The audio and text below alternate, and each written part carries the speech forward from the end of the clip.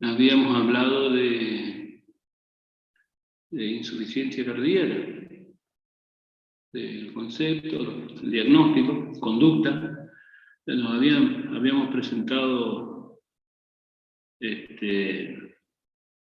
algo de la fisiopatología y,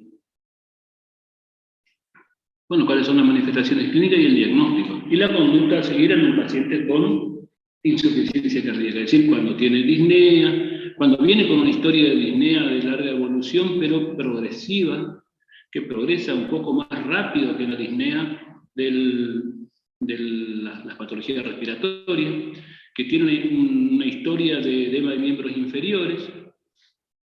En oportunidades se puede reconocer, o el paciente refiere que tiene episodio de disnea paroxística nocturna. Se siente mejor cuando duerme con 2 almohadas o 3, o sentado inclusive en algunas oportunidades, es decir, tiene ortopnea. Y algunas otras veces también tienen otros elementos clínicos que están relacionados con lo que lleva a la insuficiencia, lo que lleva a estos síndromes, digamos, como por ejemplo a veces tiene una historia de síncope, una historia de ángulo, de dolor torácico, una historia de palpitaciones. Entonces, pero eso no hace al diagnóstico del síndrome, sino que hace el diagnóstico de la causa del síndrome cuando tiene esos otros elementos. Así que hay que tratar de interrogar para tratar de juntar elementos clínicos para armar el síndrome. Desde el punto de vista del interrogatorio y el examen físico, seguramente vamos a encontrar que el paciente puede estar ortopneico o no, pero si no está en ortopnea, nosotros le acostamos, aumenta la frecuencia respiratoria, aumenta la frecuencia cardíaca, eso habla de cierto grado de intolerancia al decúbito. Cuando le revisamos podemos encontrar la frecuencia cardíaca por arriba de 100, podemos encontrar un tercer o un cuarto ruido cardíaco, cadencia de galope, podemos encontrar, si le ocultamos los pulmones rales en los campos pulmonares, o derrame pleural, podemos encontrar ingurgitación yugular, reflujo abdominal-yugular, edema de miembros inferiores. Entonces, juntando elementos clínicos, ¿sí?, en el interrogatorio y en el examen físico, podemos arribar al diagnóstico sindromático de insuficiencia cardíaca. Una vez hecho el diagnóstico de insuficiencia cardíaca, tenemos que buscar sin duda las causas de la insuficiencia cardíaca. Y dentro de las causas sabemos nosotros que la cardiopatía isquémica, es decir, la enfermedad coronaria, la hipertensión arterial, las valvulopatías, las causas tóxicas, las infecciosas, son, digamos, dentro de las causas autoinmunes, dentro de las causas más frecuentes de insuficiencia cardíaca. Entonces comenzamos a estudiarle al paciente para saber cuál fue la causa, si tiene algún tratamiento adecuado. Aún así, ya el tratamiento de la insuficiencia cardíaca tenemos que hacer. Y entonces también habíamos hablado de que todo paciente con insuficiencia cardíaca tiene que tener un IECA, es decir, un inhibidor de la enzima convertidora de angiotensina o un ARA2, un beta bloqueante, eso de base forma parte del tratamiento, y después si tiene signo de retención hidrosalina, de retención hídrica, edema, por decirlo de alguna manera, o hipervolemia, tiene que tener un diurético. Después definimos las dosis y qué tipo de diurético, definimos las dosis, qué tipo de IECA o de ARA2, el beta bloqueante igual, de acuerdo a la clase funcional que tenga el paciente. Entonces, ese es el tratamiento de la insuficiencia cardíaca. A partir de ahí, de acuerdo a la clase funcional de insuficiencia cardíaca o al estadio evolutivo en el que se encuentre, podemos agregarle otro tipo de recurso terapéutico, como por ejemplo, cuando tiene, a pesar de estar con un diurético, un IECA y un beta bloqueante, sigue con síntomas, se le puede agregar una antialdosterona, es decir, espironolactona, o se le tiene que agregar espironolactona o esplerenona. Las dosis de espironolactona y esplerenona están en todos lados, 12,5-25 miligramos, y esplerenona 50 miligramos, 25 o 50 miligramos por día. Y después, si a pesar de esto sigue con síntomas, le podemos agregar una digoxina. Es decir, fíjense ustedes en estadios, en la insuficiencia cardíaca, estadio C, que está con todo el arsenal terapéutico, y a pesar de eso persiste con síntomas, le podemos agregar digoxina. en otra clase funcional cuando se le agrega digoxina, cuando tiene fibrilación auricular y no podemos controlar la frecuencia ventricular a pesar del uso de betabloqueante. Es decir, otra de las indicaciones de la digoxina en la insuficiencia cardíaca. Si a pesar de estar con digoxina, espironolactona, betabloqueante, diurético y ECA o ARA2, persiste con síntomas, le podemos agregar otro recurso terapéutico que habíamos hablado la semana pasada, que vendría a ser el sacubitril o valsartán, ¿no? Por supuesto que también esto tenemos que suspenderle el IECA unos días antes, por lo menos 72 horas antes, para iniciar con la sacubitril o valsartán, que dice que mejora la clase funcional, disminuye el número de internaciones y disminuye la mortalidad. Es decir, otro recurso terapéutico relativamente nuevo para el manejo de la insuficiencia cardíaca crónica o insuficiencia cardíaca estable o insuficiencia cardíaca en el consultorio, ¿no? Este es un casito clínico que nosotros habíamos visto la semana pasada. También hablábamos de la clasificación de insuficiencia cardíaca por clase. Esto es lo que habíamos discutido fundamentalmente, bueno, los criterios diagnósticos de insuficiencia cardíaca, ¿no? Y algunas definiciones que siempre están en la bibliografía y que a veces nos quedan muy claras. Espero haberles aclarado un poquito, ¿no? Y habíamos hablado de este paciente, habíamos hablado de los criterios diagnósticos, habíamos hablado de las medidas generales de la insuficiencia cardíaca, tratamiento de la insuficiencia cardíaca, y hay algo que se me pasó decirle. Bueno, dentro de la metodología de estudio, dijimos electrocardiograma, radiografía, laboratorio, con hemograma, glucemia, urapéptido, natriurético en algunas circunstancias, y sí que, bueno, queda la ecografía y la importancia de la fracción de eyección en el contexto y para el diagnóstico de la insuficiencia cardíaca. Y dividíamos dos grandes grupos: insuficiencia cardíaca con fracción de eyección disminuida por debajo del 45%, y insuficiencia cardíaca con fracción de eyección preservada por arriba del 45%. Y también habíamos hablado en otras oportunidades de la insuficiencia cardíaca con fracción de eyección disminuida por debajo de 40 y la otra por arriba de 50, y la del medio que quedaba como una insuficiencia cardíaca con fracción de eyección limítrofe.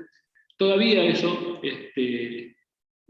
no vamos a insistir mucho, acuérdense del 45 por arriba y por debajo.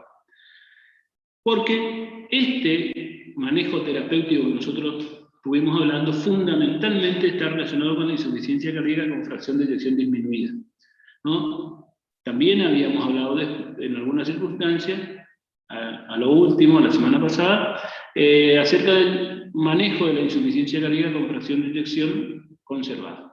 Una vez hecho el diagnóstico de insuficiencia cardíaca, sin duda que debemos iniciar un tratamiento. Bueno, dentro de las medidas terapéuticas habíamos conversado de las medidas terapéuticas generales, que forman parte del tratamiento de la insuficiencia cardíaca, ¿no? El cuidado de peso, la ingesta de sodio, el hábito tabáquico, el alcohol, la ingesta de líquidos, la vacunación, la actividad física, la actividad sexual, ¿no? Los trastornos del sueño, todo eso tenemos que, los viajes y los cuadros depresivos, todo esto tenemos que tener cuidado e interrogar y buscar en los pacientes con insuficiencia cardíaca, y además es algo que tenemos que ofrecerle y siempre intentar, además de todo esto, educar al paciente. Y después, respecto al plan terapéutico, obviamente hablamos con drogas, hablamos de tratamiento sintomático, un tratamiento etiológico y el tratamiento de las complicaciones, ¿no? Habíamos hablado de los diuréticos, quiénes tienen indicación de diuréticos, qué tipo de diuréticos, las dosis de cada uno de ellos, ¿no? Los IECA, los ARA2, antagonistas de la aldosterona, espironolactona, eplerenona, cuáles son las indicaciones, ¿no? Los betabloqueantes, cuáles son las indicaciones, cuáles son los betabloqueantes, las reacciones adversas, las contraindicaciones de los betabloqueantes. Bueno, hablamos en algunas circunstancias de que a veces hay resistencia a los diuréticos y las condiciones en las cuales se pueden dar resistencia a los diuréticos, las indicaciones terapéuticas. Hablamos de la neprilicina, ¿no? Y receptor de la angiotensina, sacubitril o valsartán, las dosis recomendadas 50 miligramos 2 veces al día y al dosis de inicio, y 100 miligramos 2 veces al día, ¿no? Digamos, digamos, se va titulando la dosis según tolerancia, según hipotensión arterial. Habíamos hablado también cuál era la conducta que debíamos seguir en cada uno de los pacientes de acuerdo a la titulación de la dosis, que es lo que hacíamos. Y después habíamos conversado del manejo de los pacientes con insuficiencia cardíaca, ¿no? Disfunción ventricular sistólica, que es lo que tenemos que hacer. Y esto es un resumencito de lo que habíamos hablado anteriormente. Bueno, hay otros tratamientos alternativos, como por ejemplo el levosimendan, que también habíamos charlado. Habíamos hablado de la ivabradina y la digoxina. También se nombra dentro de los recursos terapéuticos para la insuficiencia cardíaca la estatina, los ácidos omega 3, la amiodarona y bueno, el tratamiento antitrombótico. Las estatinas tienen indicación en los pacientes que tienen insuficiencia cardíaca de origen isquémico. Dicen que disminuye la mortalidad y disminuye el número de internaciones. En los que tienen insuficiencia cardíaca de origen isquémico, es decir, cuando tiene cardiopatía isquémica, ¿no? Y no están indicados en pacientes con insuficiencia cardíaca de etiología no isquémica, por ejemplo, las miocardiopatías hipertensivas o hipertróficas o miocardiopatías de otro origen. Los ácidos omega 3 también tienen ciertos beneficios y dicen que mejora, por ejemplo, la insuficiencia cardíaca, mejora los síntomas de la insuficiencia cardíaca con fracción de eyección disminuida. La amiodarona, cuando tiene indicación la amiodarona en un paciente con insuficiencia cardíaca, en dos circunstancias. Cuando queremos mantener el ritmo sinusal en personas que tienen que hacen episodios de fibrilación auricular paroxística, y sobre todo en las miocardiopatías de origen hipertrófico o en cualquier cardiopatía en las que queremos mantener el ritmo sinusal, o en las que queremos mantener una frecuencia cardíaca controlada cuando la frecuencia cardíaca no se puede controlar, o sea, no podemos bajarle por debajo de 80 con la utilización de beta bloqueante. Esa sería la otra indicación de la amiodarona. La amiodarona vamos a conversar cuando se hable de antiarrítmico, cuando se hable de fibrilación auricular. Y después tenemos el tratamiento antitrombótico, ¿no? La indicación del tratamiento antitrombótico es en pacientes que tuvieron un evento embólico o que tuvieron un evento trombótico, ¿no? Un evento embólico, una embolia de pulmón o una accidente cerebrovascular isquémico. En estos pacientes tenemos que tratarle con un anticoagulante. Pero fíjense ustedes que acá le estamos dando el anticoagulante fundamentalmente porque hace el evento embólico, no como tratamiento de la insuficiencia cardíaca, pero también la insuficiencia cardíaca en estos pacientes, ¿no? Por ejemplo, cuando vemos un paciente que tiene una fibrilación auricular y no hizo embolia cerebral todavía, pero entonces nosotros tenemos que hacerle una evaluación clínica y un score que se llama de CHAS o CHAS-VASC, que es el que nos dice a nosotros el riesgo que tiene esta persona de tener eventos embólicos, y uno de ellos es la hipertensión y signos y síntomas de insuficiencia cardíaca, la diabetes también. Entonces, con este score más de 2, clínica de insuficiencia cardíaca y de hipertensión, ya prácticamente 2 más de 2 tiene indicación de tratamiento antitrombótico. Bueno, y acá hablamos fundamentalmente de la cenocumarol o de la warfarina. Vamos a hablar seguramente cuando hablemos de fibrilación auricular y el manejo de la FA, del tratamiento antitrombótico completo, y seguramente vamos a conversarlo acerca de la indicación en el contexto de la insuficiencia cardíaca. Pero ya saben que no es para tratar la insuficiencia cardíaca, sino que para disminuir la mortalidad en el contexto de la insuficiencia cardíaca. Después tenemos el resto de los tratamientos, el tratamiento eléctrico, ¿no? Y acá tenemos que de nuevo esto es para disminuir la mortalidad y mejorar la sobrevida. Los cardiodefibriladores implantables, ¿no? La mayoría de los pacientes, hay un porcentaje grande que hace muerte súbita. Y en el contexto de la insuficiencia cardíaca, y más aún cuando la insuficiencia cardíaca de origen isquémico, tenemos que estudiar la proa, y si tiene síncopes a repetición, con más razón, y si durante la internación de la unidad coronaria se registró en el monitor o en algún holter se registró una taquicardia ventricular no sostenida en un paciente con miocardiopatía dilatada de origen isquémico. Hay que estudiarla, hay que hacer un estudio electrofisiológico para ver la indicación de CDI, cardiodesfibrilador implantable, ¿sí? Mejora mucho la sobrevida, ¿sí? Y bueno, y a veces, cuando se le coloca cardiodesfibrilador implantable, en los pacientes que tienen muchas arritmias, se le trata con amiodarona, que es otra indicación de la amiodarona en el contexto de la insuficiencia cardíaca, es decir, paciente que tiene CDI implantado y que queremos disminuir el número de disparos, porque lo que hace la amiodarona es borrar la arritmia, ¿sí? La arritmia ventricular, acuérdense que la amiodarona sirve para las dos arritmias, ¿no? Después tenemos el otro tratamiento eléctrico de la insuficiencia cardíaca, la resincronización, que esto habíamos conversado la semana pasada, que también, bueno, hay un subgrupo de pacientes con insuficiencia cardíaca, especialmente aquellos que tienen ritmo sinusal con QRS de más de 0,5, o sea, sería 150 o 140 milisegundos y bloqueo de rama izquierda. Bueno, estos se pueden beneficiar con la resincronización miocárdica. ¿Sí? Mejoran mucho la tensión arterial, disminuyen el número de internaciones, ¿sí? Mejoran los síntomas. Bueno, habíamos hablado del marcapaso, la resincronización auriculoventricular y el marcador diagnóstico. Esto es de insuficiencia cardíaca con fracción de eyección preservada. Habíamos conversado prácticamente los aspectos diagnósticos. Y ahora vamos a conversar acerca del tema que nos debe tocar charlar hoy. Les pido por favor que pregunten si hay algo en lo que no soy claro, porque así voy a intentar aclarar. Y si no intento... ¿Quién es Morínigo? ¿Morínigo puede ser? De la comisión 9. Sí, doctor, soy yo. ¿Dónde estás vos? Disculpe, tengo problemas con la conexión nomás. Bueno, está bien. No era. Entonces, todo lo que habíamos hablado anteriormente se refería a el diagnóstico y el tratamiento de la insuficiencia cardíaca con fracción de eyección disminuida o conservada. Pero que durante el reposo prácticamente no tenían síntomas fundamentalmente, o tenían muy pocos síntomas durante el reposo.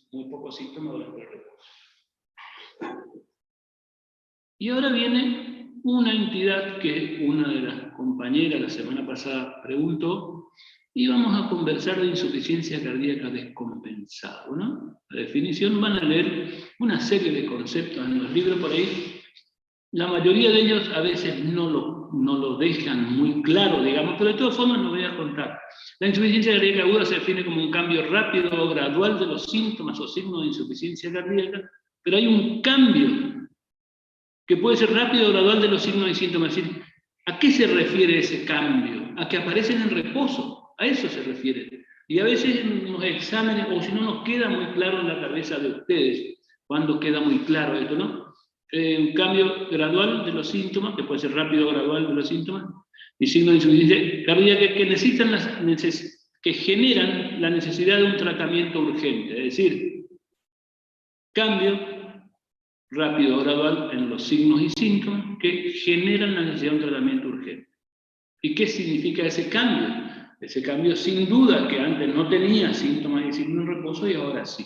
También es un cuadro clínico que obedece a una reducción del volumen minuto o de la perfusión de órganos o a un aumento de la congestión pulmonar o sistémica. También puede ocurrir cualquiera de estas cosas, disminuir el volumen minuto o la perfusión de órganos o un aumento de la congestión pulmonar o sistémica, ¿no? Puede ocurrir sin cardiopatía previa, sin diagnóstico de enfermedad cardíaca previa fundamentalmente, es la famosa insuficiencia cardíaca aguda de novo, o por empeoramiento de un cuadro de insuficiencia cardíaca crónica preexistente, ¿no? Sería la insuficiencia cardíaca descompensada. Fíjense ustedes que esto desde el punto de vista clínico es más o menos, yo diría que es casi lo mismo. De todas formas, La insuficiencia cardíaca izquierda puede manifestarse por una amplia gama de formas clínicas que van desde la disnea, de aparición súbita y transitoria, hasta el colapso tensional irreversible, es decir, hasta el shock cardiogénico de difícil control. Bueno, esquemáticamente cabe individualizar 3 situaciones clínicas con personalidad propia. Esto es lo que tenemos que conocer nosotros. La descompensación aguda de la insuficiencia cardíaca crónica, de la insuficiencia cardíaca descompensada, el edema agudo de pulmón y el shock cardiogénico.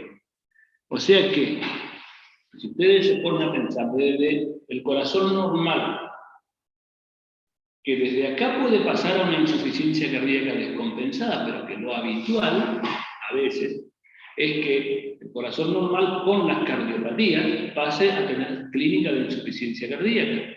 Le tratamos y con alguna, y muchas veces con algunas intercurrencias se reagudiza, ¿no? Y en este caso hablamos de descompensación. ¿Y cuándo hablamos de descompensación? Cuando requiere un tratamiento urgente porque hubo un cambio clínico. ¿Cuál es ese cambio clínico? Y aparecen signos y síntomas en reposo. ¿Sí? La insuficiencia cardíaca, en la cual tiene signos y síntomas de insuficiencia cardíaca en reposo, hablamos de insuficiencia cardíaca descompensada, ¿no? O reagudizada, o una insuficiencia cardíaca nueva, pero tiene signos y síntomas en reposo. Desde este lugar, cuando estos signos y síntomas en reposo predominan los de congestión retrógrada y aparece líquido en el intersticio y en el alvéolo del pulmón, y eso genera una alteración en el intercambio gaseoso, produce una insuficiencia respiratoria. Es decir, el edema agudo de pulmón es una insuficiencia respiratoria producida por el acúmulo de líquido en el intersticio del alvéolo por causa cardíaca. A eso, cuando aparece la hipoxemia en el contexto de la insuficiencia cardíaca descompensada, hablamos de edema agudo del pulmón. Y el shock cardiogénico. ¿A qué le llamamos shock cardiogénico? Cuando además de tener o tiene o no hipoxemia, pero lo que sí tiene es un trastorno de perfusión sistémica.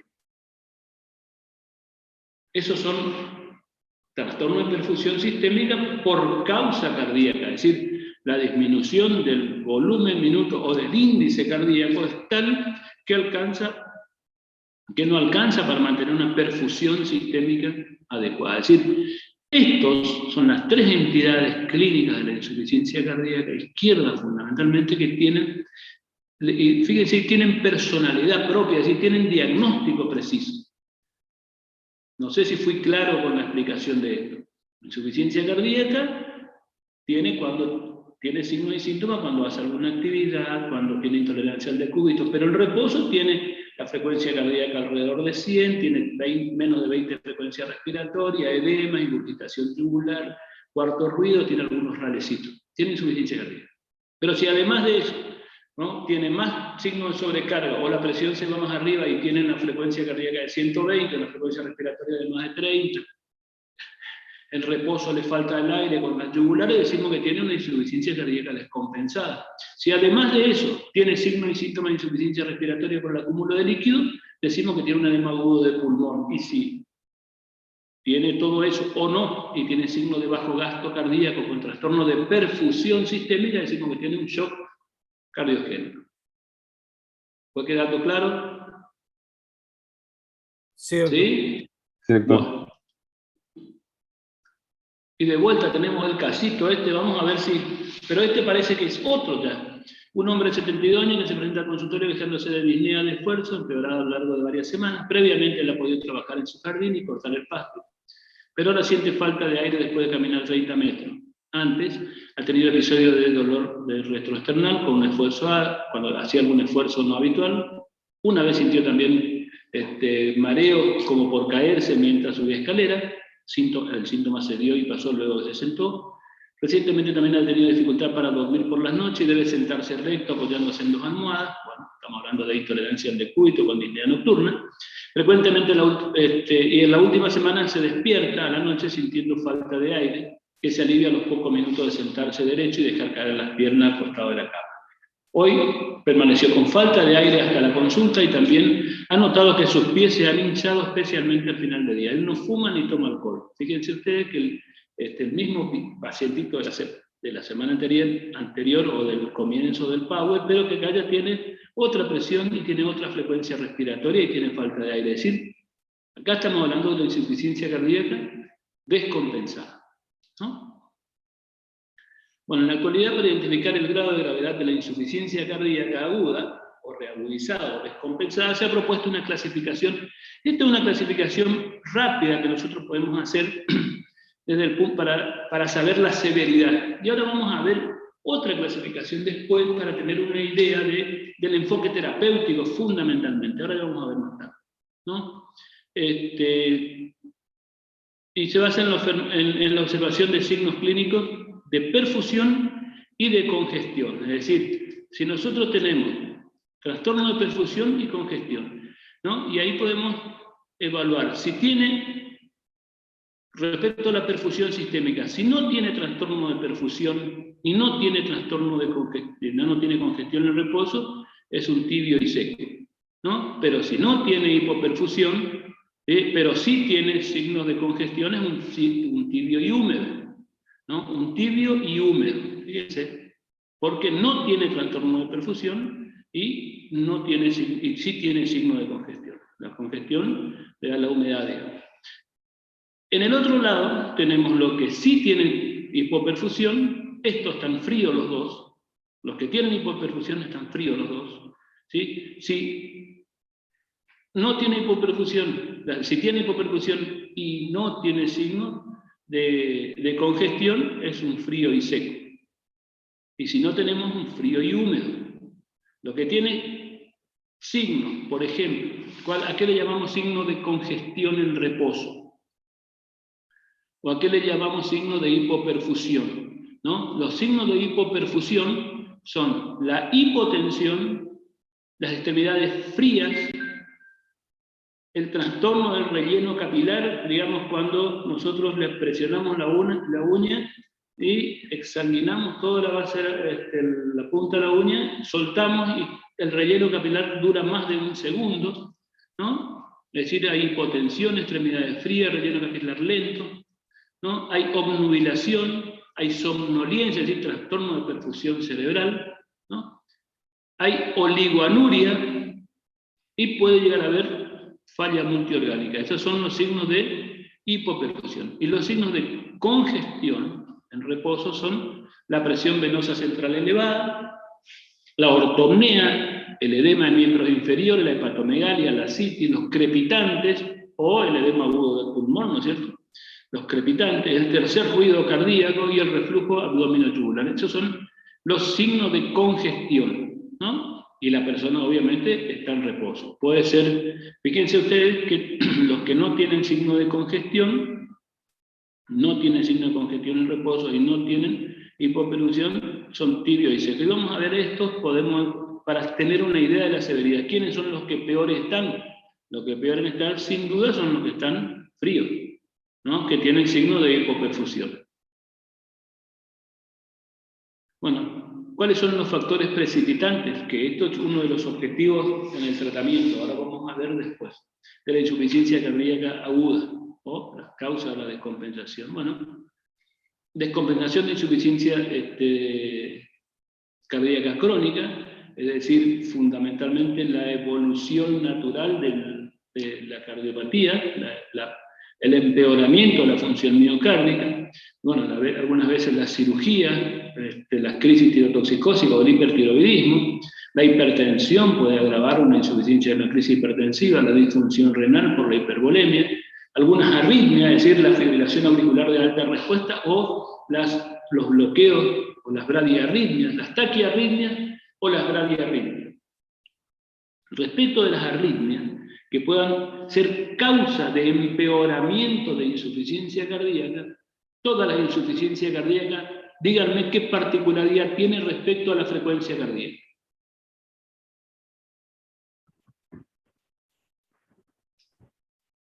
Como dijo, doctor. Díganme qué particularidad tiene, ¿sí?, que tienen las insuficiencias cardíacas respecto de la insuficiencia cardíaca, que todas están taquicárdicas, ¿no es cierto? Las insuficiencias cardíacas todas están taquicárdicas. Ahora, ¿Cuándo decimos que una frecuencia cardíaca, le va a decir que una taquicardia es la causa de la teoría y no es la respuesta a esa teoría? Digamos, no es la consecuencia de la descompensación. ¿Cuándo el trastorno de ritmo es la causa de la descompensación? Cuando la frecuencia cardíaca está por arriba de 170 por minuto. Es decir, cuando la frecuencia cardíaca está por arriba de 170 por minuto, tienen que pensar que es esa taquiarritmia la que está descompensando a la insuficiencia cardíaca.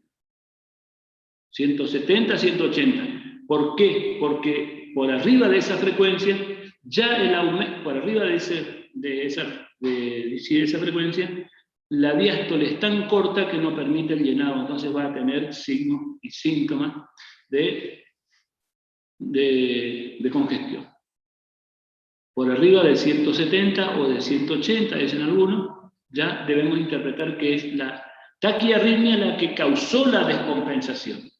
Ahora, si está descompensado y tiene 150, 160 de frecuencia, esa frecuencia es por la descompensación. Entonces, la otra, en la bradiarritmia, por debajo de 40. Cuando está con una frecuencia cardíaca por debajo de 40 y tiene signos y síntomas de insuficiencia cardíaca descompensada, es muy probable que la bradiarritmia sea la causa de la descompensación de insuficiencia cardíaca. Y después tenemos, bueno, la reagudización de enfermedades respiratorias, ¿no? Puede ser embolia de pulmón, puede ser una reagudización de una EPOC. Después, fíjense ustedes, la falta de adherencia al régimen higiénico-dietético, digamos, esta es una de las causas más frecuentes de descompensación en la insuficiencia cardíaca. Abuso de droga, taponamiento, sobrecarga de volumen, abuso de alcohol, tromboembolismo del pulmón, las infecciones, la falla de adherencia terapéutica, las infecciones, las anemias, ¿no? La accidente cerebrovascular, son las causas más frecuentes de descompensación de una insuficiencia. Y hay algo que no está escrito acá, parece. A ver.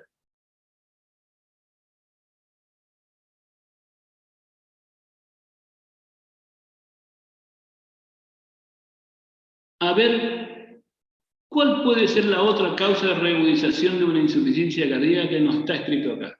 Qué raro, pero bueno.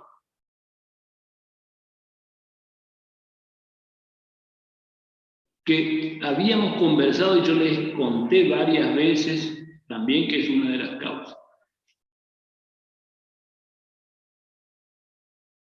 Cuando tenemos una insuficiencia cardíaca descompensada, rápidamente uno piensa en tratar la insuficiencia cardíaca y la causa de la descompensación, ¿no? Dentro de las causas de la descompensación habíamos dicho que si es falla de adherencia al régimen higiénico-dietético o deja la medicación, vamos a reinstaurar la medicación y ya puede ser. Pero la otra puede ser una infección respiratoria, una neumonía, otra causa. La otra puede ser una embolia de pulmón, puede ser una neumotora. ¿Y qué me queda de la parte cardiológica que puede reagudizar una insuficiencia cardíaca? Infarto. ¿Qué? Un infarto. Un evento isquémico. Exactamente. Un evento isquémico puede reagudizar una insuficiencia cardíaca. Es raro que no está por acá, ¿no? Bueno, una vez que tenemos al paciente con una frecuencia cardíaca de 120, 130 por minuto, una frecuencia respiratoria de 35 por minuto, requiere oxígeno, está sudoroso, está con edema en miembros inferiores, está en ortopnea, ¿no? Y así hicimos diagnóstico clínico de insuficiencia cardíaca reagudizada o descompensada. Comenzamos a pedir estudios complementarios. Bueno, el electrocardiograma, la radiografía de tórax, y vamos a ir, a partir de ahora, vamos a ir desarrollando qué es lo que podemos ver en cada uno de ellos. ¿No? El electrocardiograma, la radiografía de tórax, bueno, cardiomegalia con signos de sobrecarga pulmonar, es decir, sobrecarga derecha, en este caso acá, con congestión iliar bilateral y redistribución de flujo, una de las cosas que suelen ver. Bueno, la congestión en la base fíjense ustedes, con una pulmonar inferior derecha aumentada de diámetro. Esto habla de congestión y en este caso, fíjense ustedes, congestión, y esto también habla de cierto grado de sobrecarga derecha. Edema agudo de pulmón, ¿no? la opacidad heterogénea bilateral con signo de redistribución de flujo, que parece alas de mariposa. Y esto es interesante tener presente al momento de hacer el examen físico, y cuando hacemos el examen físico, y también cuando tenemos la radiografía. Porque fíjense ustedes que cuando nosotros tenemos en un examen físico rales en las dos bases nada más, las dos bases pulmonares, el resto está cada vez más limpio y arriba no se escuchan rales crepitantes en la ocultación. Entonces nosotros automáticamente pensamos, tal vez no esté tan congestivo, tiene una insuficiencia cardíaca descompensada, hay que buscar la causa y el tratamiento. A lo mejor esto unas horitas en la emergencia y después pasa al piso. Pero otras veces tenemos rales hasta campos medios, hasta cerca de los vértices, con las yugulares ingurgitadas. Por supuesto que ahí ya va a estar un ataque apneico, va a tener probablemente cianosis distal o acrales. Y los hallazgos radiográficos generalmente tienen cierta correlación con los elementos clínicos. Y los hallazgos radiográficos también tienen cierta correlación con algunas variables hemodinámicas. Como por ejemplo, fíjense ustedes, la radiografía de tórax, si no tiene signo de congestión, probablemente tampoco tenga rales, la presión capilar pulmonar está por debajo de 12 milímetros de mercurio, ¿no? Cuando tiene edema alveolar bilateral, la presión capilar pulmonar está por arriba de 25 milímetros de mercurio. ¿Qué significa? Si tiene edema bilateral con hilo en ala de mariposa, asumimos que tiene la presión capilar pulmonar por arriba de 25 milímetros de mercurio. Desde el punto de vista clínico, esto es un edema agudo, ¿no? Y desde el punto de vista no solo clínico, sino que seguramente clínico y diagnóstico.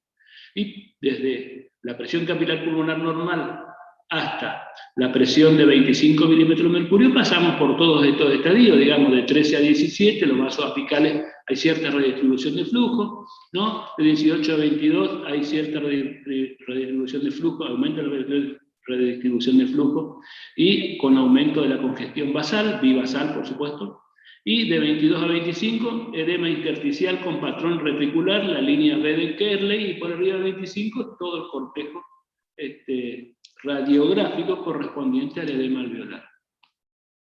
Por supuesto, ¿cuáles son las limitaciones? Bueno, son elementos que aparecen más tarde, y también cuando la persona, el paciente mejora, desaparece más tarde, ¿no? También en la radiografía de tórax podemos ver en el mediastino cardiomegalia, ¿no? Indicador de disfunción sistólica, en ausencia de derrame pericárdico, obviamente, esto ya habíamos visto, ¿no? El aumento del tamaño de la aurícula izquierda,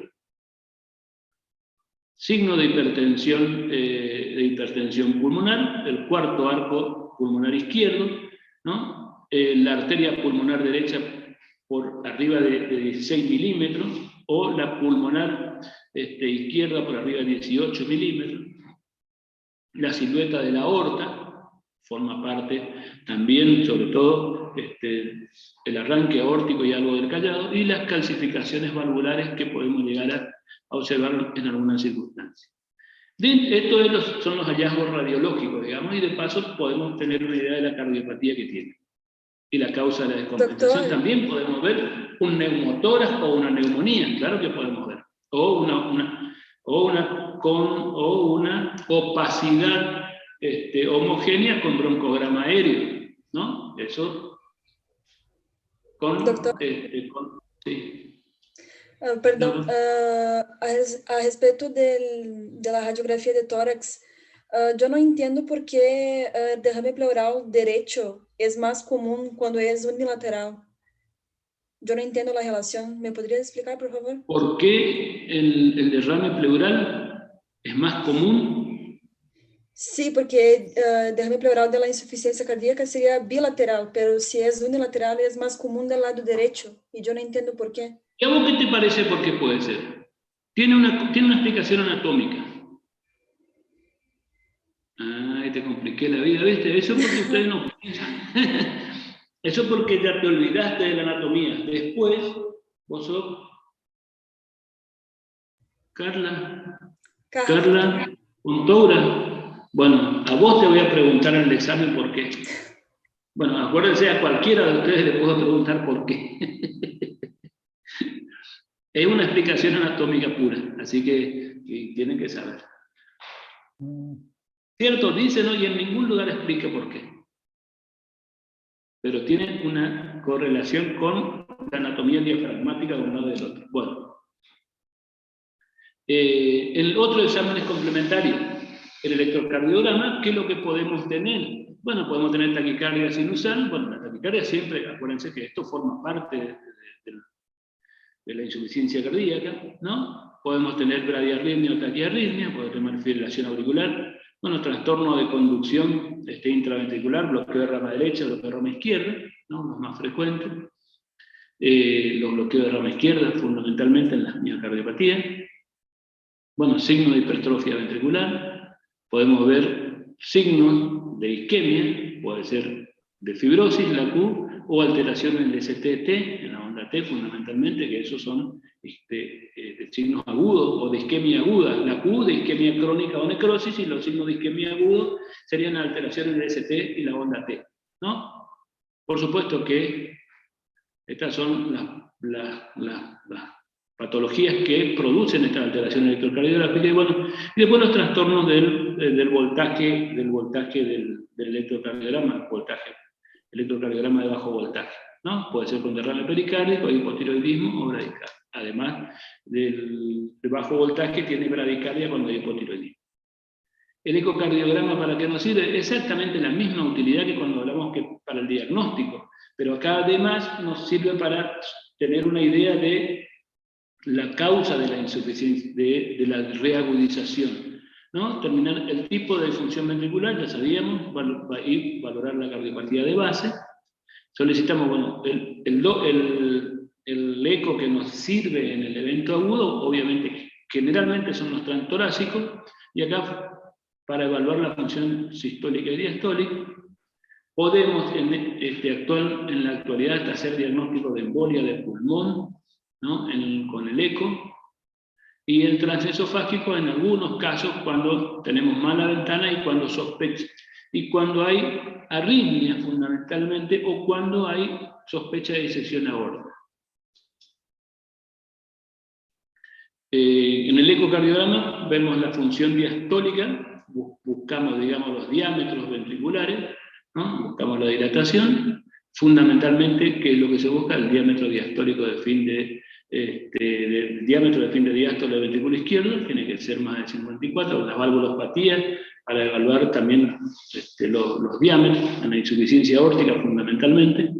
La fracción de acortamiento, que esto nos da una idea de la fracción de eyección, pero lo que fundamentalmente buscamos es la fracción de eyección, y las alteraciones segmentarias de la contractilidad. Bueno, las alteraciones segmentarias de la contractilidad a nosotros nos dice directamente de que hay una alteración isquémica, ¿no?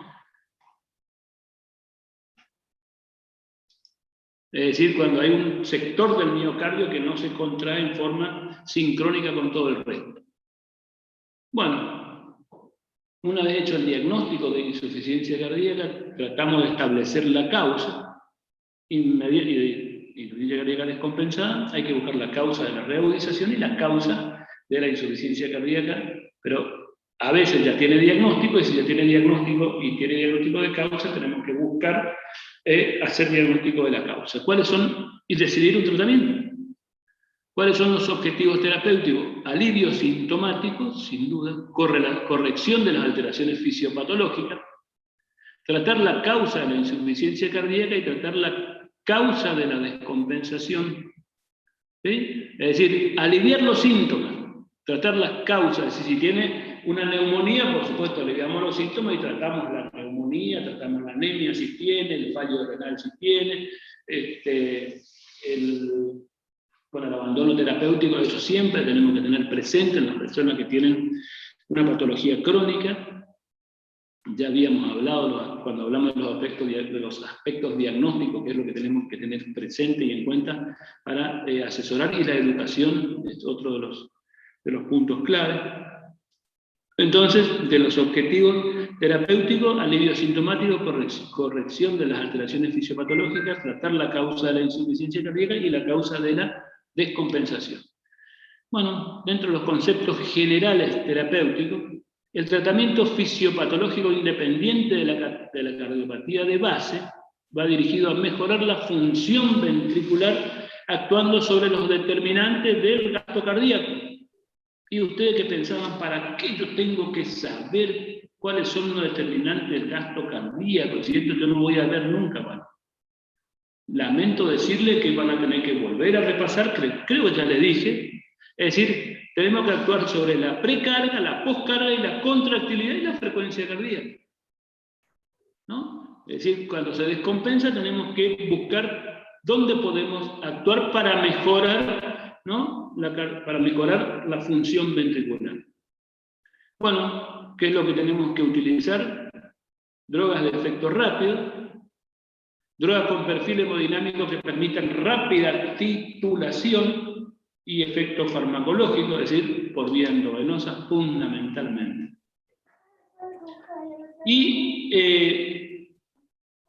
el esquema general, ¿no? Obviamente, la historia clínica no es la misma historia clínica que ustedes conocen, la historia clínica académica o la historia clínica legal.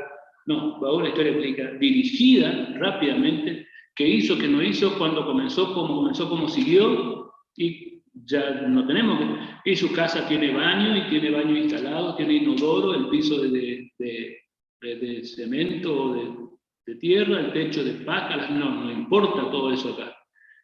Mañana, si está bien, está mejor, completamos la historia. Hoy, tal vez nos dirigamos a otra, hoy tenemos otros objetivos terapéuticos, ¿no? La historia clínica y el examen físico es dirigido.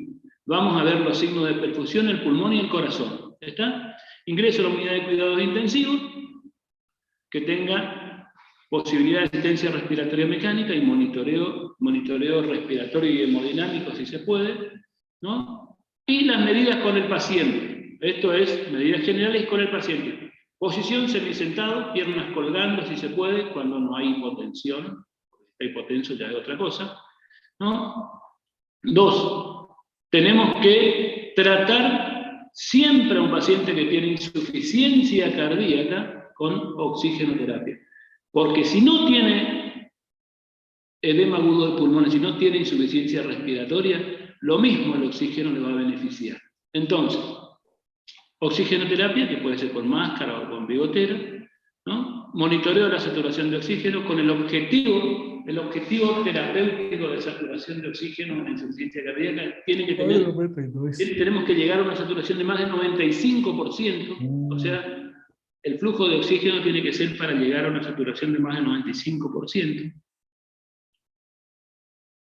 Bueno, siempre tratar de evaluar cada 2 o 3 minutos hasta que se estabilice, o cada 5 minutos, la indicación de asistencia respiratoria mecánica, ¿no? ¿Qué es lo que tenemos que buscar? Si aumenta o no el trabajo respiratorio, si logramos mantener el trabajo respiratorio, la hipoxemia refractaria, ¿sí? Nosotros le vamos aumentando la cantidad, el flujo de oxígeno y la fracción inspirada de oxígeno, y persiste con una saturación por debajo del 85%, ¿no? O por debajo del 90%, en ningún momento sube, entonces hablamos de que tiene una hipoxemia refractaria. Y en este caso, cuando hay un aumento del trabajo respiratorio y la hipoxemia refractaria, bueno, obviamente la indicación respecto de la suficiencia respiratoria sería asistencia respiratoria mecánica. Entonces aliviamos el trabajo respiratorio y también el trabajo hemodinámico, el trabajo cardíaco, ¿no? Y ahí, cuando decidimos asistencia respiratoria mecánica, tenemos que definir cuál de los dos, si invasivo o no invasivo. Habitualmente, si se dispone de asistencia respiratoria mecánica no invasiva temprana en el agudo pulmón, ya sea con CPAP o con BiPAP, suelen tener muy buenos resultados. Y bueno, obviamente que las indicaciones, en este caso, son exactamente las mismas que cuando hablamos de insuficiencia respiratoria. Bueno, por supuesto que la vía venosa y el tratamiento farmacológico, ¿no? Que ya habíamos conversado que tiene que tener determinadas características. Drogas de inicio de efecto rápido y rápida titulación, ¿no? El tratamiento farmacológico en agudo, ¿no? actuando sobre la precarga y la poscarga, nitritos, ¿no? Dinitrato de isosorbide, 5 miligramos de nitroglicerina, 0.35 miligramos cada 5 a 10 minutos. Podemos utilizar, vieron que cuando hay un edema agudo pulmón, de 3 a 5 hasta 10 miligramos, 5 miligramos de morfina endovenoso, al comienzo, después de hacer la vía, eso disminuye la ansiedad, la inquietud de la persona, tiene también cierto efecto venodilatador y disminución de la precarga, o sea que ya estamos actuando, si se quiere, sobre algún aspecto del hemodinámico, ¿no? 3 miligramos en dilución, 3 o 5 miligramos, ¿no? Inicio de acción 5 minutos, disminuye la disnea y la ansiedad. Bueno, un antagonista de esto es la naloxona, y también es un venodilatador, es decir, tiene cierto efecto hemodinámico. Diuréticos, en este contexto de la insuficiencia cardíaca descompensada, todos tienen signos de congestión pulmonar. Fundamentalmente el diurético que se utiliza, el diurético de asa, habíamos conversado la vez pasada, el diurético de asa, la furosemida, que si viene recibiendo diuréticos porque ya tenía insuficiencia cardíaca con diagnóstico y venía recibiendo 20 o 40 miligramos de furosemida por día, nosotros tenemos que hacerle 80 miligramos de furosemida en bolo, y a partir de ahí 80 miligramos cada 8 horas, o si no venía recibiendo furosemida, o si no venía recibiendo ningún diurético, fundamentalmente furosemida, la dosis puede ser 40 miligramos, y repito, en un bolo inicial, y después 40 miligramos cada 6 o cada 8 horas. ¿No? El diurético, fíjense ustedes, la furosemida es un venodilatador, o sea que estamos disminuyendo la precarga, ¿no? Por lo tanto, disminuyendo la presión para atrás. Después tenemos, dentro, digamos, actuando sobre la precarga, el dinitrato de isosorbide, los diuréticos y los nitrovasodilatadores, ¿no? La nitroglicerina, ¿no? De utilización endovenosa fundamentalmente, y en algunas circunstancias el nitroprusiato de sodio. ¿Cuándo utilizamos nitroprusiato de sodio? Cuando la presión arterial está por arriba de 180 milímetros de mercurio, o 160, cuando hay disección de aorta, en este contexto, ¿no? Pero la nitroglicerina podemos usar siempre que hay insuficiencia cardíaca descompensada, con hipervolemia o con sobrecarga de volumen, y con o sin edema de miembros inferiores. La nitroglicerina, y siempre que hay insuficiencia cardíaca descompensada, se usa el diurético porque siempre hay cierto grado de sobrecarga de volumen. Cuando la presión está disminuida, ¿no? Podemos utilizar inotrópico. Cuando tenemos insuficiencia cardíaca descompensada con bajo gasto cardíaco, podemos utilizar dobutamina. Insuficiencia cardíaca con bajo gasto, con hipotensión, podemos usar dopamina. Fíjense ustedes que cuando la insuficiencia cardíaca descompensada está con hipotensión, ¿no? Dopamina o norepinefrina, o noradrenalina sería acá. Y la digoxina es poco útil para el tratamiento de la insuficiencia cardíaca aguda. Fíjense ustedes cómo cambió, ¿no? Nosotros usamos digoxina. Entonces, este es un esquema grande de tratamiento, ¿no? Drogas específicas de cada entidad, bueno, aspirina, eso, si tiene eventos coronarios, digamos, tiene que continuar. Tratamiento de la causa de la descompensación. Fíjense ustedes, cuando hay isquemia, la causa de la descompensación, síndrome coronario agudo, puede ser con elevación del ST o sin elevación del ST. Si es la causa con elevación del ST, tenemos que tratar, obviamente, de reperfundir inmediatamente con streptokinasa o PTCA, ¿no? Angioplastía transnominal percutánea. Si es sin elevación del ST, se evalúa la indicación de angioplastía, ¿no? De revascularización, ¿sí? Pero se tiene que hacer el tratamiento para el evento isquémico agudo, es decir, el síndrome coronario agudo sin elevación del ST, que puede ser lo que ustedes conocen por ahí con el nombre de angina inestable o de infarto no agudo. Si tiene aumento de la presión arterial, con presiones por arriba de 160 o 180 milímetros de mercurio, nitroprusiato de sodio, más todo el resto que habíamos conversado recién.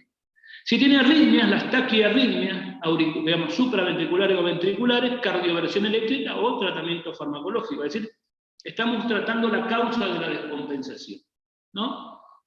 Bueno, por supuesto que hay algunas causas quirúrgicas, cuando tenemos insuficiencia mitral por ruptura del músculo papilar, cuando hay una CID en el post-infarto, o tratamiento, una de las complicaciones del infarto, o la disección de aorta, también es una causa quirúrgica.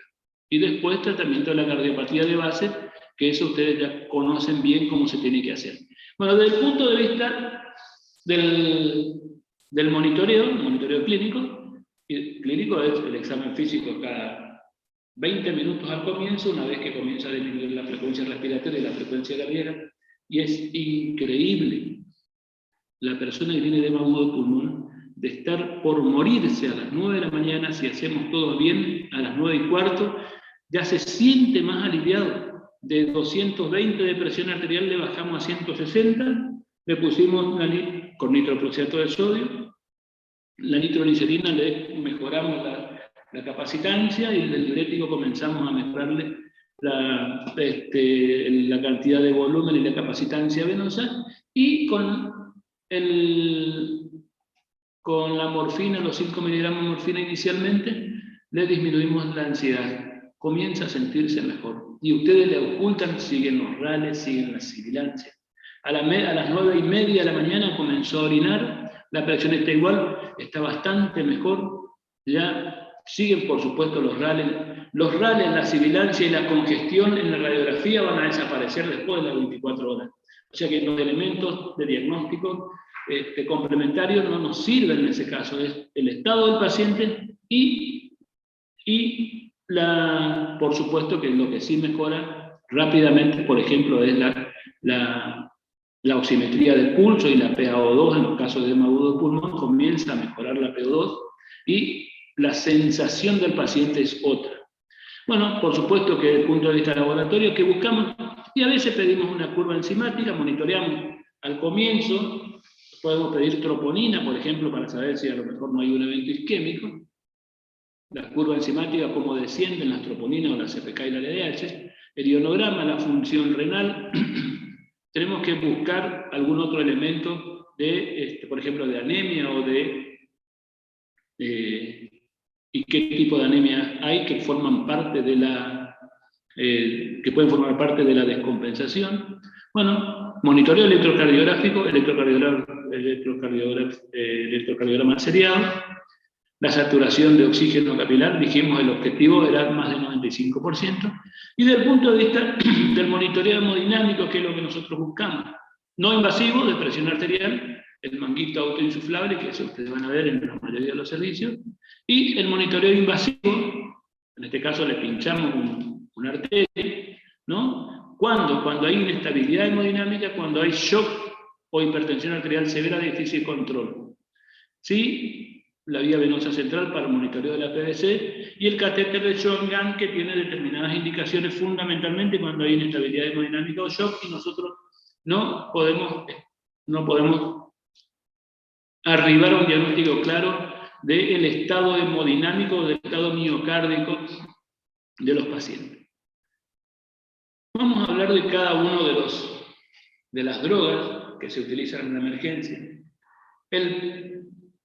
Digamos, la utilidad fisiopatológica de todas estas drogas y el fundamento fisiopatológico terapéutico es exactamente el mismo del que nosotros hablábamos cuando hablábamos del tratamiento de la insuficiencia cardíaca crónica. Tenemos que actuar sobre la precarga, sobre la poscarga, la contractilidad y, bueno, la frecuencia en algunas circunstancias, la frecuencia cardíaca. Los nitritos o los nitratos, ¿cuál es el efecto? ¿No? Formadores GMP cíclicos, reducen la presión de llenado ventricular, ¿no? La de la aurícula izquierda y la presión capilar pulmonar, y producen vasodilatación coronaria, es decir, disminuyen la precarga fundamentalmente. A dosis bajas o medias, a dosis alta también es un vasodilatador arterial, o sea que puede reducir la poscarga, ¿no? Mejoran la función ventricular en pacientes con cardiopatía isquémica. Las indicaciones, ¿no?, son congestión pulmonar y volumen minuto conservado en algunas circunstancias. Bueno, insuficiencia cardíaca, edema agudo de pulmón, nitroglicerina. Tenemos signo de congestión y volumen minuto conservado. La forma de presentación de la nitroglicerina viene en parches de 5 a 15 miligramos cada 24 horas, se utiliza en gel, puede ser, o si no, esta es la forma en la que nosotros utilizamos en los sistemas de urgencia, en la unidad de cuidado de intensión, en la unidad coronaria, por ejemplo, ¿no? La forma endovenosa, viene el dinitrato de isosorbida, el nitro, NTG, creo que es el nombre comercial, se utiliza dosis de 0,2 a 10 gamas kilogramos minuto. Esta es la dosis, ¿no? Puede ser por vía oral. El mononitrato de isosorbida, este es el dinitrato sublingual, se puede hacer. El mononitrato, 20 miligramos cada 8 horas. La reacción adversa puede producir hipotensión, bueno, cefaleas casi, esta es muy frecuente, la cefalea, sobre todo más que la hipotensión. Tiene un efecto de que cuando va pasando el tiempo va habiendo tolerancia a la droga, puede producir taquicardia y en algunas circunstancias puede dar como efecto adverso síncope. Acuérdense ustedes, la tolerancia, la hipotensión, el síncope y la cefalea. El nitroclosiato de sodio es un vaso arterial fundamentalmente y venoso formador de GMP, disminuye la pre y la postcarga, la tensión arterial aumenta el volumen minuto, disminuye el consumo de oxígeno al miocardio, pero no es un vasodilatador coronario, acuérdense, ¿no? Las indicaciones: insuficiencia cardíaca grave con disminución del volumen minuto y aumento de la presión capilar pulmonar y la TA baja o normal y elevada por más razón, ¿no? Insuficiencia cardíaca y regurgitación mitral y ruptura del músculo papilar. Esto nosotros lo que tenemos que hacer es reducir al máximo la postcarga para que al reducir al máximo la postcarga la resistencia a la salida de la sangre por digamos, por el tracto de salida del ventrículo izquierdo sea menor que la resistencia a la salida de la sangre hacia la aurícula en los casos de regurgitación mitral aguda por ruptura del músculo papilar. Las dosis de 0,5 a 5 microgramos kilo minuto, esto también por vía endovenosa. ¿Qué inconvenientes tenemos cuáles son los efectos que tenemos efectos adversos del nitroclosiato? Puede ser la hipotensión, acuérdense que la dosis es muy baja y cuando colocamos nitroglicerina o nitroclosiato, comenzamos con la dosis más baja, por ejemplo 0,4 microgramos kilo minuto de nitroglicerina. Comenzamos a pasar hacemos la dilución en una ampolla de 25 miligramos de nitroglicerina, ponemos en 250 mililitros de solución fisiológica o de dextrosa, ¿no? Y tenemos 25 miligramos en 250, tenemos 100 microgramos por cada mililitro, ¿no? Tenemos 100 microgramos por cada mililitro y sabemos que el paciente tiene 100 kilos. Entonces queremos pasar 0,2 microgramos kilo y tenemos que pasar 200 microgramos, tenemos que pasar 200 mililitros 2 mililitros por minuto, ¿no? Pasamos 2 mililitros por minuto. Entonces ponemos en la bomba 2 mililitros por minuto o 60 mililitros hora. 120 mililitros hora. Entonces va a pasar 120 mililitros hora en la bomba. Comenzamos a pasar a los 5 o a los 10 minutos tenemos que controlar la presión arterial.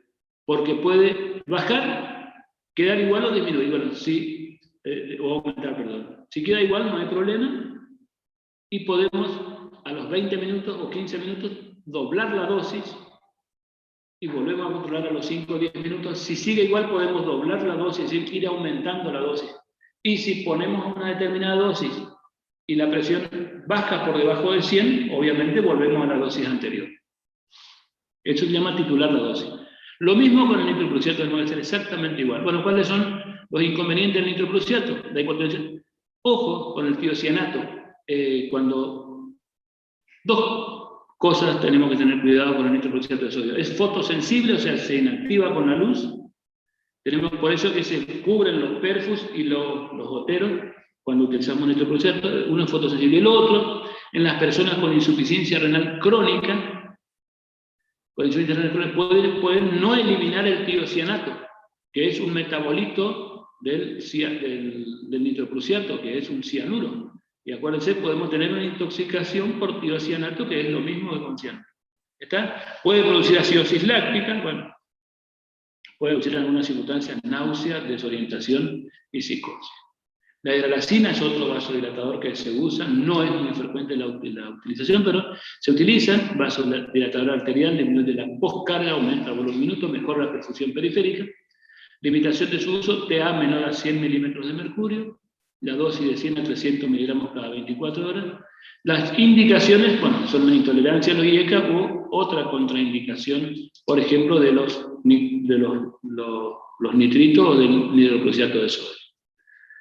Otro vasodilatador, esto prácticamente no se usa en las emergencias, los bloqueantes cálcicos, la amlodipina y la nifedipina, son útiles en pacientes con insuficiencia renal secundaria, cardiopatía isquémica o hipertensión arterial. Por supuesto, tiene un efecto inotrópico negativo los bloqueantes cálcicos dihidropiridínicos, y sería la amlodipina, la nifedipina y el verapamilo y el diltiazem.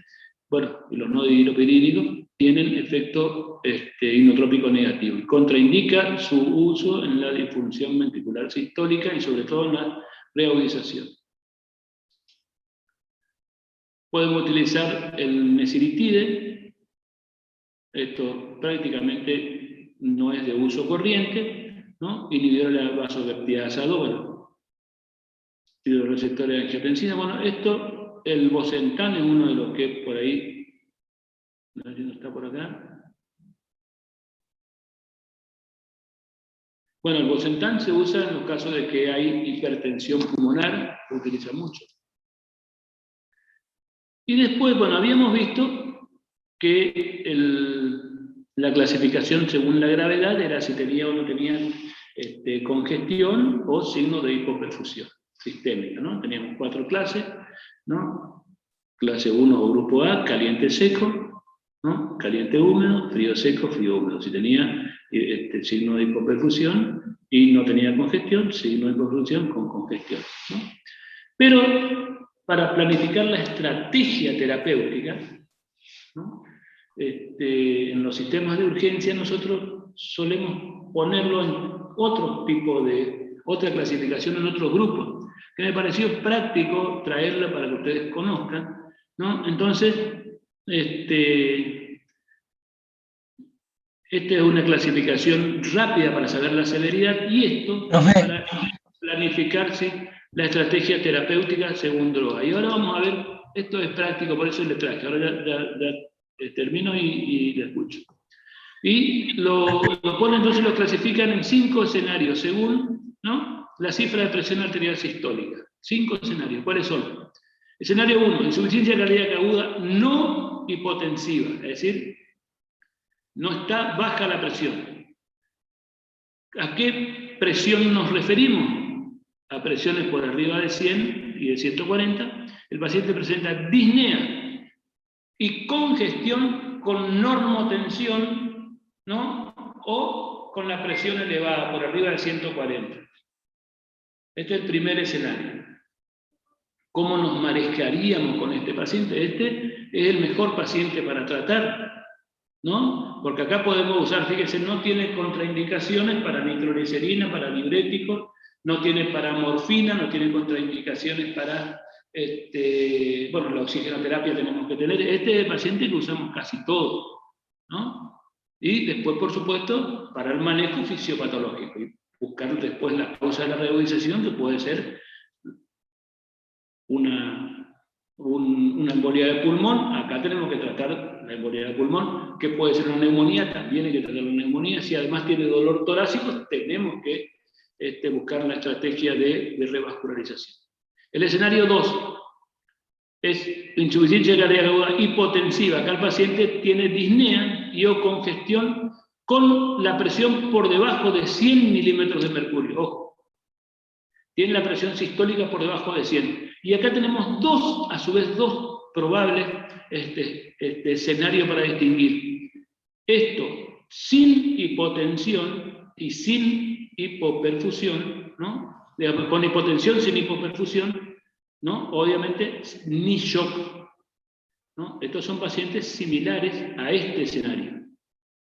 Pero después tenemos los que tienen hipotensión con clara hipoperfusión o shock. Sí, cuando tiene hipotensión con signo de shock, tenemos que enfocarnos fundamental, sobre todo si el shock es cardiogénico, ¿no? Y si el choque cardiogénico, también la causa más frecuente dijimos que era, el evento isquémico. Es decir, si es un evento isquémico, tratar de, primero, tratar de mejorar la hemodinamia. ¿Cómo se mejoraría la hemodinamia en este paciente? La indicación fundamental acá es mejorar la tensión arterial y la perfusión. En este paciente mejorar la TA y la perfusión sistémica. ¿Cómo se mejora la TA y la perfusión sistémica? Con norepinefrina o dopamina. Norepi o dopamina. Acuérdense que este es el caso, es que a veces podemos utilizar, a veces dicen no, y le ponemos dobutamina. La dobutamina produce hipotensión arterial, que estaría relativamente contraindicado en este paciente. Es decir, mejorar la TA, norepi o dopa. ¿Sí? Y si con esto logramos una TA de 90, una TAM por arriba de 70, y después queremos usar un dobuta, podemos mezclar inclusive dobuta. Pero este es el paciente que se utiliza norepinefrina, y también, si con esto no logramos una buena perfusión sistémica y una buena TAM, la indicación es el balón de contrapulsación aórtica. Esto es un puente para tratar, por ejemplo, si está tapada una coronaria, para tratar de revascularizar si la causa si es shock cardiogénico y la causa es isquémica. Pero si este shock es producido por una taquiarritmia, hay que tratar la taquiarritmia rápidamente.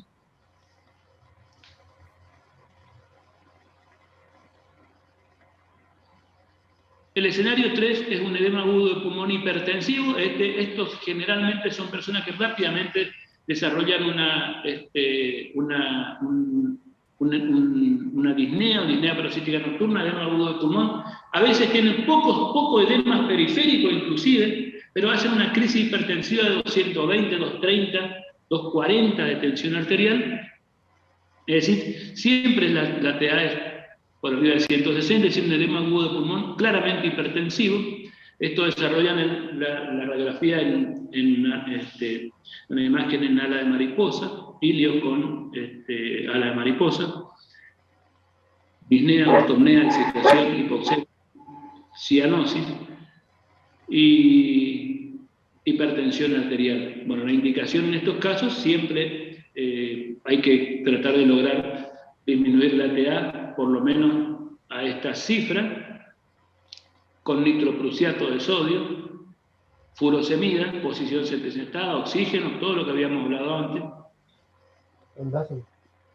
¿Sí? El escenario 4, el paciente tiene disnea, congestión con síndrome coronario agudo, este sí es más fácil, ¿no? Esta es la causa. Y el escenario 5, en el cual hay signos de insuficiencia cardíaca derecha, aguda aislada. En general son pacientes sin edema de pulmón. Se asocia, a causa extracardíaca, hipertensión pulmonar o afectación cardíaca de, por ejemplo, infarto ventrículo derecho, afectación valvular tricuspide y insuficiencia tricuspide aguda. Estos son pacientes que, de acuerdo a la tensión arterial y de acuerdo a los signos de congestión, siempre tienen cierto grado de congestión. Y la otra cosa a tener presente: paciente que tiene fallo ventrículo derecho, no deshidratarlo, no ponerle diurético hasta que disminuya mucho el volumen minuto. Acá lo que tenemos que tener es una monitoreo de la presión venosa central, 16, 18 milímetros de mercurio, de ahí a 12 o 14, no bajarle más, porque si bajamos más, el ventrículo derecho depende mucho de lo que le llega para su contractilidad. Entonces, en estos casos, diurético a dosis baja, medida, y manejar el gasto anterogrado con vasodilatadores pulmonares, que ya habíamos visto, y nitroglicerina puede ser. Mejorar, acá sí podemos utilizar dobutamina como inotrópico, en el caso de que tenga un infarto de ventrículo derecho. Y si la causa es un infarto de ventrículo derecho y tenemos posibilidad de revascularización. Bueno, esto ya habíamos conversado. Y parece que terminamos temprano. De todas formas, estoy para escuchar preguntas. ¿Había alguien que quería preguntar?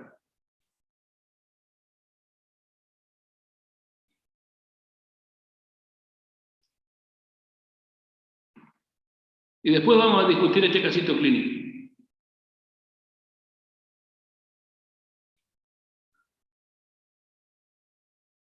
¿Nadie pregunta o no me escuchan bien?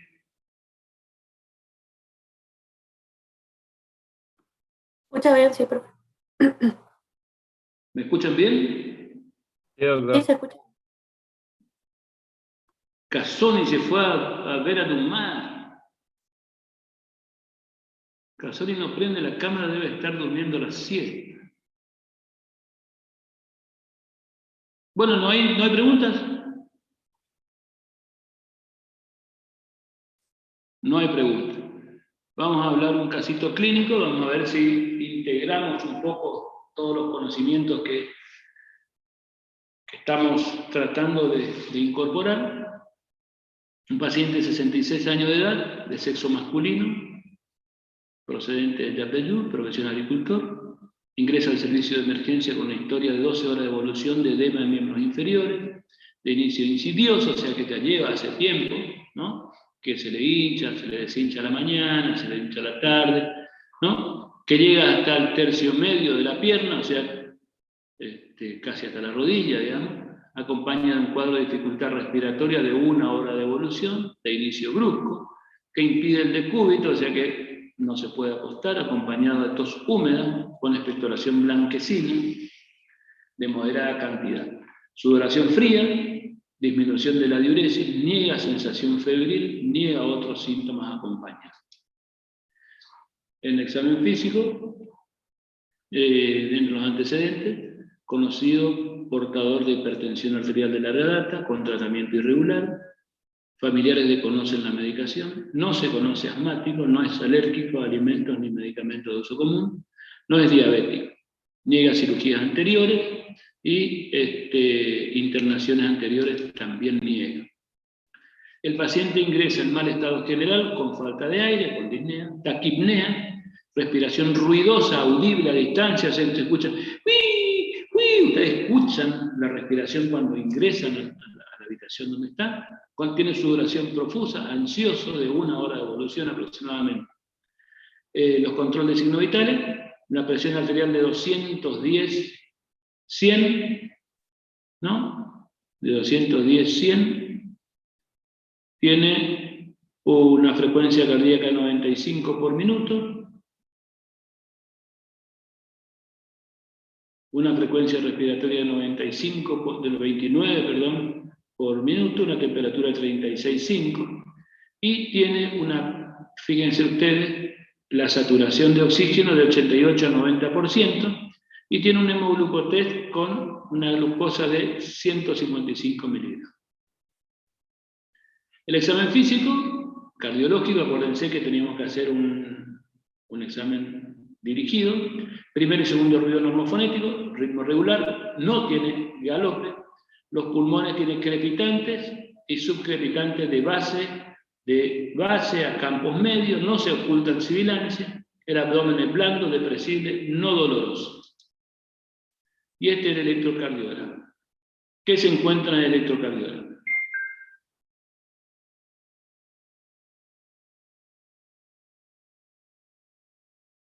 Bueno, es un ritmo sinusal, tiene una frecuencia, ya habíamos visto, de cuánto tiene, a ver, 1, 2, 3, 4, tiene 80 frecuencias cardíacas aproximadamente, ¿sí? 1, 2, 3, RLF, tiene el eje el 0 grado, un poquito menos 20 grados del eje, o sea que está en el cuarto cuadrante, ¿no? Y tiene, fíjense ustedes, tiene esta R altísima acá y acá. Y tiene esta S profunda, es decir, este es B1, B2, B3, B4, B5, B6. R alta en las derivaciones izquierdas, S es profunda en las derivaciones derechas, R alta en las derivaciones izquierdas, es decir, que tiene hipertrofia ventricular izquierda. Exactamente. Bueno, entonces, ¿Qué es lo que tiene? Hipertrofia ventricular izquierda y tiene, fíjense ustedes la presión que tiene, 210/100. Un edema agudo de pulmón hipertensivo. ¿Sí? En una persona que seguramente tiene una cardiopatía hipertensiva, de esto es de hipertensión arterial, ¿no? En alguien que prácticamente, ¿no? Sabíamos que tenía hipertensión arterial y no sabemos qué pasó con los medicamentos, ¿no? Si estaba medicado o no. Un edema agudo de pulmón hipertensivo. Este es un doctor electro con sobrecarga ventricular izquierda. ¿Cuál es nuestra conducta con esta persona? ¿Qué tenemos que hacer? Bueno, internarlo. Electrocardiograma ya le hicimos, la radiografía de tórax, seguramente vamos a ver la congestión en los dos pulmones. Seguramente él va a tener alguna clínica de insuficiencia, digamos, tiene clínica de insuficiencia respiratoria, pero debe tener hipoxemia. De hecho, creo que tiene menos del 90%, la PO2 en estas circunstancias de alrededor de 60, o sea que puede tener hipoxemia gasométrica en el laboratorio, probablemente, o sea que esto es un edema agudo de pulmón hipertensivo. Internación, las 5 miligramos de morfina, como habíamos dicho, oxígeno, paciente sentado, oxígeno, monitoreo electrocardiográfico, oxígeno para mejorar hasta lograr una saturación de más del 95%, y bajarle la presión con nitrocruciato de sodio. Acá le hacemos la indicación con una destrosalcico con 15 miligramos de cloruro de potasio, 40 miligramos de furosemida, porque no venía con furosemida antes, 40 miligramos de furosemida endovenosa en bolo, y 250 mililitros de dextrosa con una ampolla de nitrocruciato de sodio, a pasarle a 25 mililitros hora. Entonces, y ahí comenzamos a monitorear la tensión arterial para lograr el objetivo terapéutico. ¿Sí? Lograr un objetivo en los primeros 20 minutos por debajo de 180 y por arriba de 160.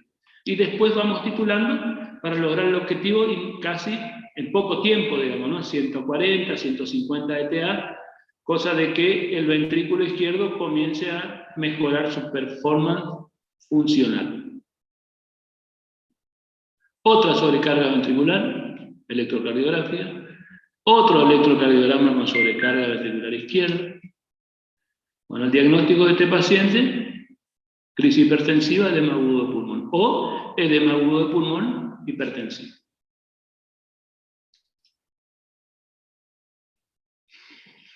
Insuficiencia cardíaca descompensada, edema agudo de pulmón, y es una emergencia hipertensiva. ¿Hablaron de las emergencias hipertensivas? ¿Sí? Fíjense ustedes, esto es una emergencia hipertensiva. ¡Qué sorpresa! Se comienzan a juntar casi todas las cosas que estamos viendo anteriormente. ¿No? Bueno, esto, y vamos a comenzar a hablar de edema agudo de pulmón, ¿no? Consiste en la acumulación de líquido en el pulmón que impide la normal oxigenación de la sangre y ocasiona hipoxia tisular. Filtración de líquido transudado al endotelio alveolar, provocando disminución de la capacidad de difusión, hipoxia y disminución de la ventilación. Esto es una insuficiencia cardíaca, una insuficiencia respiratoria ocasionada por una falla cardíaca. ¿Cuáles son los tipos de edema agudo de pulmón que conocemos? Cardiogénico y no cardiogénico. El cardiogénico, el que vamos a ver ahora, y el no cardiogénico es el famoso distrés respiratorio agudo del adulto. Fíjense ustedes como dos cosas de origen totalmente distinto en el pulmón se transforman en algo con la misma fisiopatología, cuanto que los orígenes fueron distintos, ¿no? Y la fisiopatología de la hipoxemia en los dos es el aumento del Joule. Bueno, el cardiogénico se produce con una disfunción cardíaca que conlleva una elevación de la presión ventricular izquierda al final de la diástole cardíaca, ¿no? Y auricular del mismo lado. De forma retrógrada eleva también la presión venosa capilar pulmonar y comienza la sudación de líquido cardiogénico. El pulmón cardiogénico en las etiologías, sobrecarga de volumen, administración excesiva de líquidos o síndrome de congestión venosa, sobrehidratación, y por supuesto que las cardiopatías son, dentro de las cardiopatías, de etiología, por ejemplo, estenosis mitral, disfunción ventricular izquierda, cardiopatía isquémica, embolia de pulmón, hipertensión severa, arritmias, insuficiencia aórtica y las carditis, las miocarditis fundamentalmente, como causa de edema agudo del pulmón.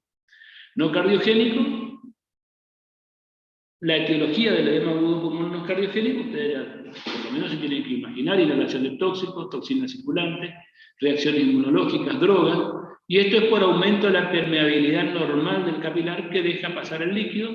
Bueno, infecciones severas, sepsis, neumonitis, posirradiación, la uremia, el distrés respiratorio agudo del adulto, que forma parte de todas estas entidades, después de realizar una toracocentesis del drenaje súbito o masivo del neumotórax, y también el edema pulmonar de las alturas que habíamos hablado, pulmón de ¿cómo se llama? Mal de montaña. Y dentro de esto tenemos que saber que la alteración del sistema linfático, disminución del drenaje linfático normal de los pulmones, también puede ocasionar la linfangitis carcinomatosa. Y después, la hipoalbuminemia o disminución de la presión coloidosmótica. Esto, por supuesto, en los síndromes nefróticos, en las causas renal, síndrome nefrótico, las hepáticas, la falla hepática con trastorno en la síntesis de albúmina, y las desnutriciones pueden llegar a producir en estos casos edema de pulmón. Desde el punto de vista de la fisiopatología, aumento de la presión hidrostática, que son todas las causas cardíacas, y sin aumento de la presión hidrostática, que serían las otras, que serían las no cardiogénicas, como estábamos presentando recién. Bueno, acá, con aumento, fallo miocárdico, estenosis mitral, sobrecarga de volumen. Desde el punto de vista de la fisiopatología, bueno, falla aguda del ventrículo izquierdo, aumento de la presión a fin de diástole, del ventrículo izquierdo, de la aurícula izquierda, aumento de la presión capilar pulmonar. Bueno, más de 18 milímetros de mercurio, comienza a aparecer una fase, digamos, edema intersticial, y por arriba de 25 el alvéolo se llena de líquido, y por supuesto que todo el cortejo fisiopatológico y clínico del edema agudo de pulmón, ¿no? La otra es disminución de la presión oncótica, la insuficiencia hepática, crónica fundamentalmente, el síndrome nefrótico y la enteropatía perdedora de proteína por disminución de la presión oncótica hace que aumente el trasudado y pueda haber exudado intraalveolar. Desde el punto de vista del diagnóstico del interrogatorio, como del diagnóstico de esta entidad, del edema agudo de pulmón, ¿no? Aparece bruscamente, a veces, fundamentalmente suele ser nocturno, en general suele tener antecedentes de insuficiencia cardíaca, hipertensión arterial o cardiopatía isquémica, y tiene antecedentes de disnea de esfuerzo y tos seca, el famoso asma nocturno también está relacionado con esto.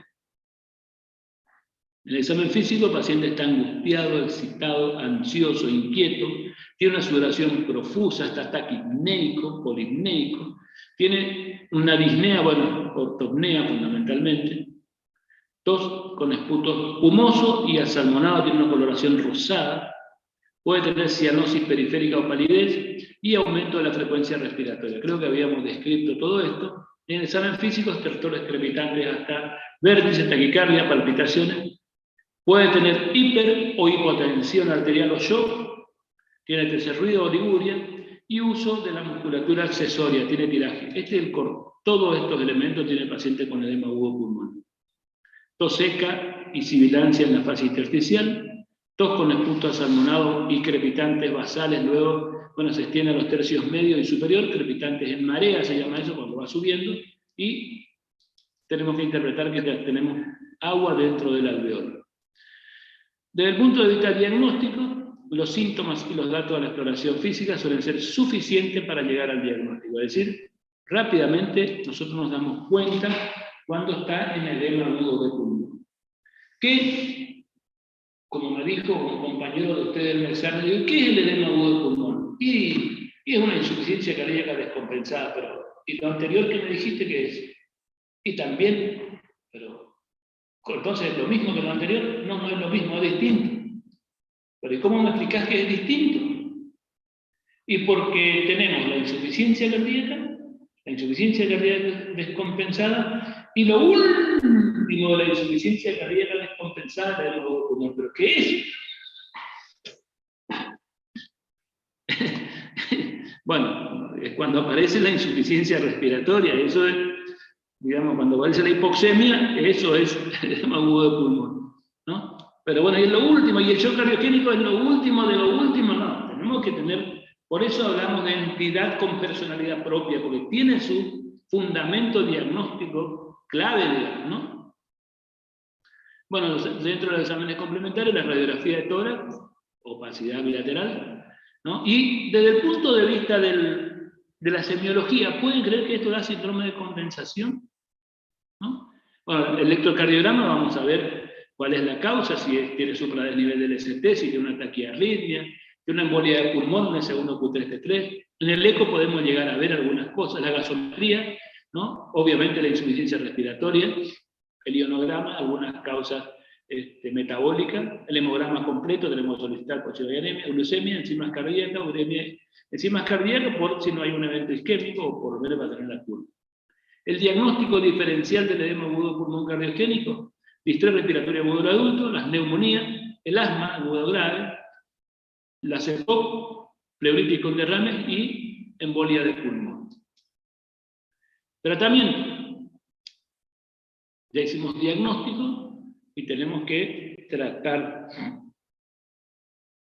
Objetivo, disminuir la presión capilar pulmonar, mejorar la ventilación pulmonar, ¿sí? Y tratar la enfermedad causal. Disminuir la presión capilar pulmonar. Tratamiento fisiopatológico siempre. Entonces, tratamiento, oxígeno con máscara, hasta 10 litros, puede ser máscara reservorio. BNI, esto es ventilación no invasiva, ¿no? La máscara con el arnés, la máscara que se adapte bien a la nariz solo, o nasal, o nasofacial, nasobucal, ¿no? Con el arnés, y le ponemos presión positiva a fin de la expiración, o presión inspiratoria y expiratoria, este BiPAP. Los pacientes, si están lúcidos, se les explica, y toleran los primeros 30 segundos, los primeros 20 segundos, después solito, porque primero parece que le va a ahogar, y después se dan cuenta que le alivian la ventilación. Disminuye mucho el trabajo respiratorio y ventilatorio y se adaptan bien. Entonces, ventilación no invasiva, por supuesto el objetivo de oxigenoterapia es exactamente el mismo que hablábamos anteriormente. ¿Por qué? Porque este es lo último de la insuficiencia cardíaca descompensada, porque hay insuficiencia respiratoria, ¿no? Por supuesto que hay que tratar de la hidratación parenteral, disminuir el ingreso de sodio, ¿no? No más de 500, y de líquido, no más de 500 en 24 horas. Furosemida, podemos utilizar hasta 10 ampollas endotubo de acuerdo a la presión arterial, ¿no? Acá el tratamiento las dosis son las mismas que cuando hablamos de insuficiencia cardíaca descompensada. Podemos usar 40 miligramos, u 80 miligramos, o 60 miligramos al bolo inicial, después 40 cada 8 horas, u 80 miligramos, después 40 o 60 cada 8 horas. El objetivo es hacer balance hídrico negativo. Bueno, y acá las drogas vasodilatadoras, enalaprilato, isordil, morfina. Algunos sugieren colocar sonda vesical. Es preferible no colocar sonda vesical, sobre todo si el paciente está lúcido y puede colaborar. Pero si no está lúcido, bueno, en ese caso sí. Y algunos sugieren hidrocortisona, la hidrocortisona solo en los casos que tenga sibilancia, si no, no. Bueno, y los efectos de las drogas y las dosis son exactamente igual que cuando hablábamos de la insuficiencia cardíaca descompensada. El pronóstico, con atención rápida y adecuada, se resuelve rápida y favorablemente. Estos son pacientes críticos que tenemos que actuar ya, porque si no se mueren. Ya y adecuadamente, porque si no se mueren. Sin atención médica adecuada, evolucionan rápida y progresivamente, llevando a la muerte en poco tiempo. Bueno, ¿tienen alguna? El edema agudo de pulmón constituye una verdadera emergencia médica y por ello debe identificarse rápidamente para instalar un tratamiento de manera oportuna. Bueno, dijimos que el edema puede ser de origen cardiogénico o no cardiogénico. ¿Tienen alguna pregunta?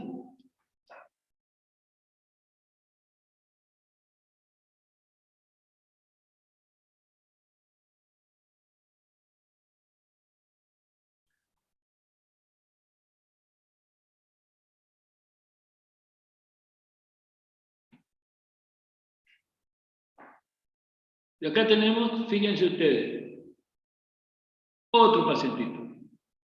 ¿Discutimos este otro pacientito o dejamos para el jueves, para el viernes? Porque este ya tiene, fíjense ustedes, las cifras de presión arterial son variables y dependen de la causa. La exploración física muestra un paciente angustiado, pero fíjense ustedes que acá podemos hablar de otra entidad, ¿no? Del shock cardiogénico. Vamos a hablar de shock cardiogénico y de shock en la próxima charla. Ahora nos vemos el viernes. ¿Dejaron cuestiones en la plataforma? ¿Alguien dejó alguna?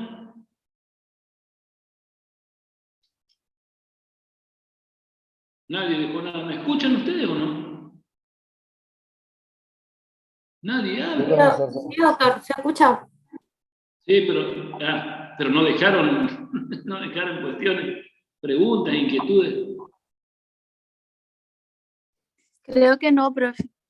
¿No? ¿Quién es Corti Ornella, que dejó una linda foto y se fue a almorzar? Acá estoy, profe. Bueno, yo le voy a dar un consejo. Ustedes no hagan como Casoni, que dejó una foto fea. Hagan como Ornella, que deja una linda foto y después sí se van, no hay problema. ¿Sí? El problema es que después van a tener que conocer lo que se charla y los que preguntan, ¿no tienen inquietudes? Doctor, ¿este Power Señor va a subir a la plataforma? Sí. Gracias. Bueno, nos vemos el viernes. Mañana tienen con el doctor Vera. ¿Sí? Sí. Nos vemos el viernes entonces. Hasta Nos luego, vemos, doctor. profe. Gracias. Hasta luego, doctor. Gracias, profe. Hasta luego. Chao. Gracias, profe.